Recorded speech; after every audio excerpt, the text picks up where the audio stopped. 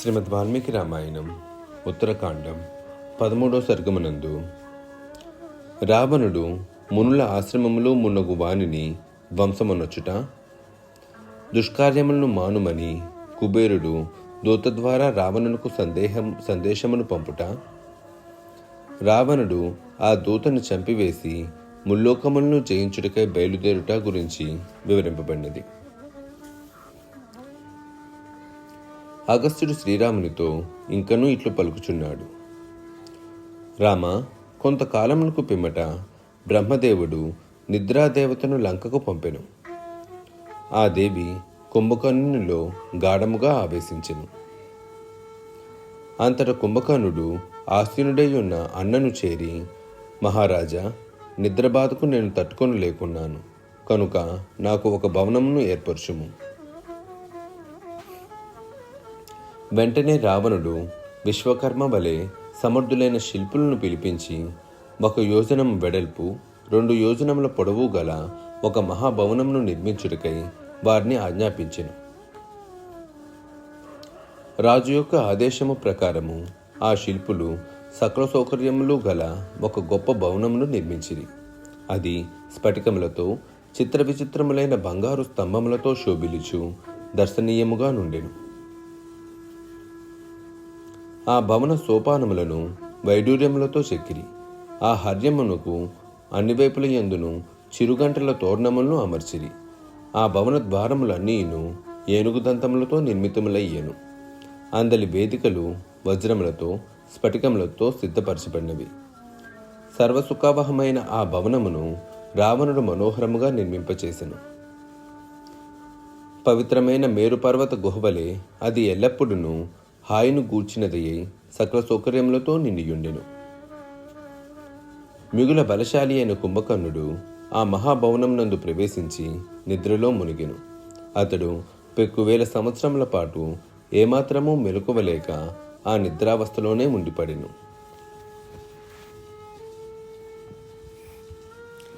ఆ విధముగా కుంభకర్ణుడు నిరవధికముగా నిద్రాముద్రుటై ఉండగా రావణుడు నిరంకుశుడై దేవతలను, ఋషులను, యక్షులను, గంధర్వులను పీడింపసాగెను. ఇంకనూ అతడు క్రుద్ధుడై ఇంద్రుని నందనవనము మునగు చిత్ర విచిత్రములైన ఉద్యానవనములను అన్నిటినీ ధ్వంసమునర్చసాగెను. ఆ రాక్షసుడు గజము వలె నదుల్లో క్రీడించుచు వాటిని కల్లోలపరచుచుండెను. మహావాయువు వలె వనవృక్షమును పెకిలించి వేయుచుండెను. ఇంద్రునిచే ప్రయుక్తమైన వజ్రాయుధము వలె కోపోద్రిక్తుడైన రావణుడు పర్వతములను బ్రద్దులు గావించుచుండెను.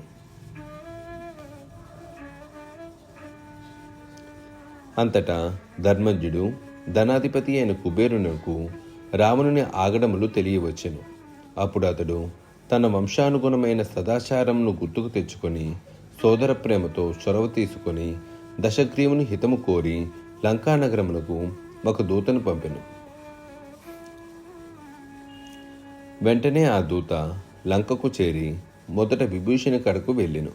అప్పుడు అతడు ఆ దూతకు ఆదర సత్కారములను నిలిపి అతని రాకకు కారణం అడిగెను.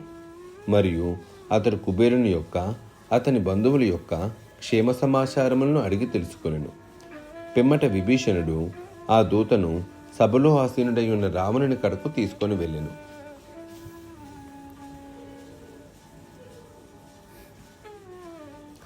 ఆ కుబేరుని దూత సహజ తేజస్సుతో విరాజిల్లుచున్న రాక్షసరాజును దర్శించి జయ జయ నాదములతో ఆయనను గౌరవించి కొంత తడుము మిన్నకుండెను. మేలైన అస్త్రములతో శోభిల్లుచున్న శ్రేష్ఠ పర్యాంకముపై ఉపవిష్టుడై ఉన్న దశాననుకు ఆ దూత ఇట్లు విన్నవించెను. మహారాజా, మీ సోదరుడైన కుబేరుడు పంపిన సందేశమును యథాతథముగా వినిపించెదను, దయతో ఆలకింపుడు. మహావీర, ఈ సందేశము మీ సోదరులిరువురి వంశమునకు సదాచారములకు అనురూపమైనది. సోదరా, నీవు ఇంతవరకును చేసిన ఘనకార్యములు ఇక చాలును. నీకు సాధ్యమైనచో నీ బుద్ధిని ఉత్తమ ధర్మ మార్గమునకు మరల్పుము, అది నీకు ఎంతయో శ్రేయస్కరము. నీవు ధ్వంసమునొచ్చిన నందనవనమును చూచితిని, నీవు ఋషులను బాధించున్నట్లు వింటిని. రాజా, దేవతలు నీపై ప్రతీకారం తీసుకొనుటకై పూనుకొనుచున్నట్లు తెలిసినది. రాక్షసాధిప, నీవు నా మాటలను కూడా పెక్కు పర్యాయములు త్రోసిపుచ్చి ఉంటివి. బాల్యమునందు అజ్ఞానముచే అపరాధమును వనచ్చినచో బంధువులు వాటిని పట్టించుకొనరు. నేను జితేంద్రుడనై నియమనిష్టలతో ధర్మోపాసన ద్వారా రౌద్రవ్రతమును ఆచరించుటకై హిమవత్ పర్వతమునకు చేరితిని. అచట పార్వతీ సహోదరుడైన పరమేశ్వరుని నేను దర్శించిని. అప్రయత్నముగా నా ఎడమ కంటి దృష్టి ఆ దేవిపై పడినది. ఎవరిమే అని మాత్రమే చూచితిని గాని అప్పుడు నాలో ఎట్టి దురుద్దేశమూ లేదు. ఆ సమయమున పార్వతీదేవి యొక్క రూపవైభవము అపూర్వముగా నుండెను.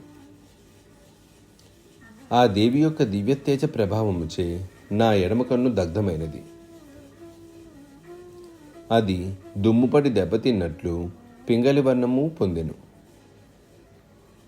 అనంతరము నేను ఆ కైలాసగిరి యొక్క సువిశాలమైన మరొక ప్రదేశమునకు వెళ్ళితిని. అచట నేను 800 సంవత్సరముల కాలము మౌనముగా ఆ మహావ్రతమును ఆచరించి తిని. నా వ్రతము సమాప్తమైన పిమ్మట దేవదేవుడైన మహేశ్వరుడు సంతుష్టుడై నాకు దర్శనమిచ్చెను. అంతటా ఆ ప్రభువు ప్రసన్నమైన మనస్సుతో ఇట్లు పలికెను. వ్రతనిష్టాగరిష్ఠుడవైన కుబేర, ధర్మజ్ఞ, దేవి యొక్క రూపమును చూచుట వలన నీ కంటికి పింగళ వర్ణము వచ్చినది.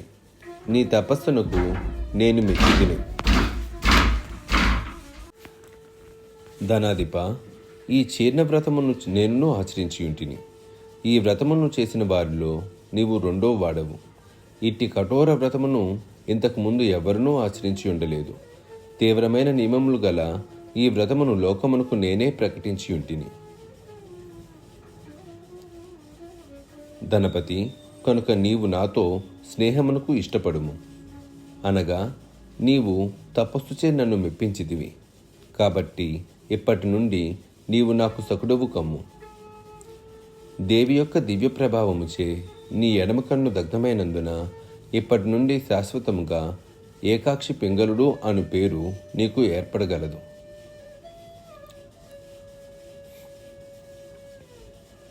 ఈ విధముగా శంకరునకు మిత్రుడనై ఆ ప్రభు యొక్క అరుంచతో నా అలకాపురికి చేరితిని. పిమ్మట నీ పాపకృత్యములను గూర్చి విన్నాను. తీవ్రములైన నీ అధర్మ కృత్యముల వలన మన వంశమునకు తీరని కలంకము ఏర్పడును. కనుక నీ పాపకార్యములను మానుకొనుము. ఇప్పుడు దేవతలు, మహర్షులు నిన్ను వధించు ఉపాయమును గూర్చి ఆలోచనలు చేయుచున్నారు.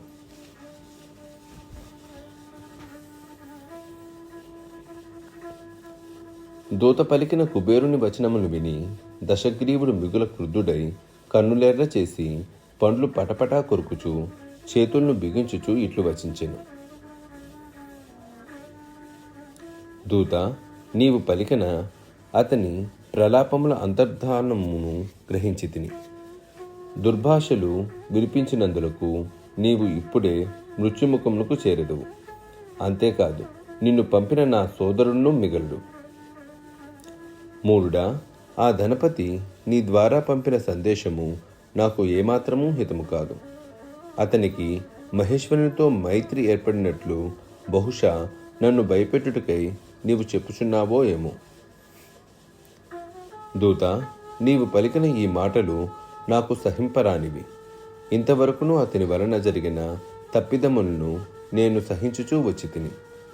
దీనిని బట్టి ఈ రావణునకు నేను అన్నను కనుక ఇతడు నన్ను చంపడు అని అతడు భావించుచున్నాడో ఏమో. ఇప్పుడు అతని మాటలను విన్న పిమ్మట నేను ఒక నిశ్చయమునకు వచ్చి తిని. నా బాహుబలముచే ముల్లోకములను కూడా జయింపగలను. అపరాధము చేసిన వాడు కుబేరుడు ఒక్కడే అయినను అతని మూలముగా 4 దిక్పాలకులను మృత్యుపాలు కావించెదను.